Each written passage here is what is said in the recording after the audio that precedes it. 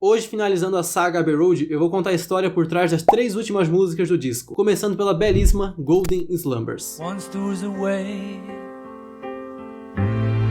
Ela dá início ao medley final do álbum. Se você não sabe o que é isso, eu explico nesse vídeo aqui. E essa é uma música escrita pelo Paul McCartney enquanto ele estava na casa do pai dele, o senhor Jim McCartney, que morava lá em Chester, que era uma cidade da Inglaterra. E lá tinha um piano que a sua meia-irmã Ruth tinha começado os estudos no instrumento. Aí o Paul estava lá tocando sem muito compromisso, até que ele encontrou um livro de partituras que estava por ali. Aí ele, folheando aquele livro, ele se deparou com uma canção de ninar tradicional chamada Golden Slumbers. Então, como o Paul não sabia ler partitura, ele acabou criando a própria melodia e compôs alguns versos novos. E sim, eu disse que o Paul não sabe ler e nem escrever partitura. Se você acha que eu tô ficando biruta, ouça ele mesmo falando. It's embarrassing. Is that true? I don't read music or write music. None of us did in the Beatles. We did some good stuff though.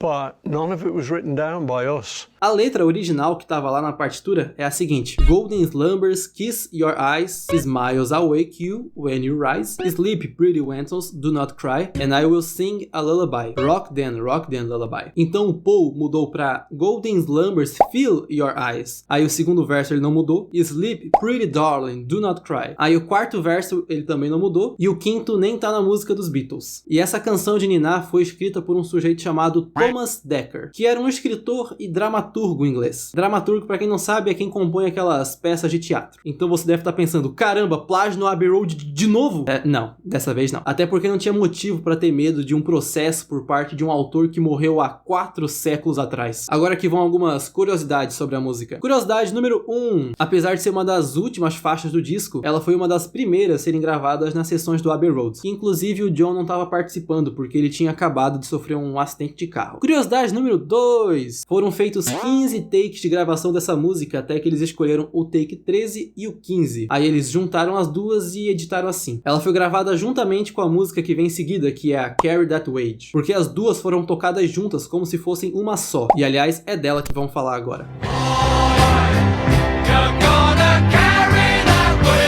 Ela também foi escrita pelo Paul McCartney e ela fala sobre arcar com o peso das coisas ruins. E assim como o Paul fez em You Never Gave Me Your Money, aqui o Paul fala sobre os problemas com o dinheiro, com a empresa e o lado ruim de ser um astro. E ela também expressa o medo que o Paul tinha em relação ao fim dos Beatles. É como Steve Turner fala no livro The Beatles, História por Trás de Todas as Canções. Ele diria mais tarde que as discussões sobre dinheiro e administração de negócios o empurraram para o período mais sombrio da sua vida. A atmosfera em torno da banda havia mudado. Em certos momentos, as coisas me afetam tanto que eu já não consigo mais ser otimista. E aquele foi um desses momentos, disse ele ao biógrafo Barry Miles. Todo o livro que eu citar vai ter link aqui na descrição para comprar na Amazon. Como eu tinha dito, ela foi gravada juntamente com Golden Slumbers. Então, apesar de serem 2 músicas diferentes, elas foram gravadas no mesmíssimo take. E uma curiosidade bacana é que essa é a única música do catálogo dos Beatles que tem o vocal dos 4 membros, que no caso aparecem no refrão. Agora vamos para a última música do disco, que o nome dela não podia ser mais sugestivo. The End. Ela também foi composta pelo Paul McCartney e ela encerra a carreira em estúdio dos Beatles. A mensagem que o Paul passa com essa música é a seguinte: o amor que você leva equivale ao amor que você faz. Talvez ele não quis dizer nada além de você colhe o que planta. Hunter Davis, no livro As Letras dos Beatles, John achou o dístico bom, ainda que, ao falar para Playboy, tenha errado ao citá-lo. The love you get is equal to the love you give, que no caso o certo que aparece na música é The love you take is equal to the love you make. Mas ele a chamou de cósmica, o que é elogio suficiente. Legal, a música se chama The End, é a última faixa do disco, então acabou, certo? Não? E tipo, na contracapa do disco, realmente parece que acabou. The End é a última faixa, mas do nada acontece isso.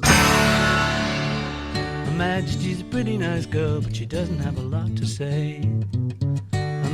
E cara, tem uns 20 segundos de silêncio absoluto até começar essa música. Mas enfim, apesar de ela não estar escrita na contracapa do disco, ela é uma faixa que se chama Her Majesty. E ela foi escrita pelo Paul enquanto ele estava na sua fazenda lá na Escócia. E ela meio que é dedicada à Rainha Elizabeth. E ela fala o seguinte: Sua Majestade é uma garota bem legal, embora não tenha muito a dizer, mas um dia ele quer que seja sua. Anos depois, o Paul admitiu que tinha uma paixonite pela jovem Rainha Elizabeth quando era menino. Sobre a canção, diz disse é engraçado, porque é basicamente monarquista, com um tom levemente desrespeitoso, mas feita com ironia. É quase uma canção de amor à rainha. Uma curiosidade interessante é que essa música era pra estar entre as faixas Me, Mr. Mustard e Pollen Tin Pan, que já tem vídeo aqui no canal sobre elas. Tanto é que no início dá pra ouvir a última nota da música Me, Mr. Mustard. Só que no entanto o Paul acabou não gostando dela ali, então ele pediu pra tirar. Daí o engenheiro de som, pra evitar que a fita fosse destruída, ele fez uma colagem dela no final de The End. Aí o Paul deve ter ouvido um tempo depois e ele acabou gostando e pediu pra que deixasse ela ali no corte final do disco.